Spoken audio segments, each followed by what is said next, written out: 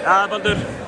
Þetta endar í einhverjum, þetta er svona 5 stiga ósigur, má segja það, hérna í lokin. Hvað fyrstu tilfinningar eftir þennan leik í Vesturbænum? Bara reiður bara að hafa ekki tekið hann. Hvað var yfir svona lengst af og þeir að elta, fannst þið fara mikil orka í það? Þeir eru náttúrulega góðir, skilur við erum í vandræði með að stoppa á ákveðnum stöðum.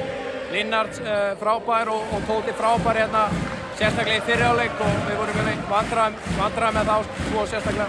Lendi í rosalega villu vandræðum bara snemma í leiknum, að dæmda einhvern veginn á allt hjá Seth og hjá Hilmari sem að lendir strax mjög snemma komið 3 röllur. Hvernig var að svona navigata það í gegnum leikin? Þú veist, bara fúlt, skilur við. Það er bara fúlt að horfa upp á leik hérna 17-25 í villum og þeir með, ég veit ekki hvað mörg víti á móti 8, þannig að bara ömulegir svona leikir og hérna bara galið að þeir geta brotið hérna með 40 sekúndur eftir að þeir eiga vill að gefa. Segir bara svolítið mikið hvernig línan var bara á annan liði í þetta skipti. Þannig að hérna, mér fannst það bara lélegt, skilur við. 3 köll í lok þriðja, öll 50-50 og öll með hinu liðinu, skilur við. Það var bara lélegir.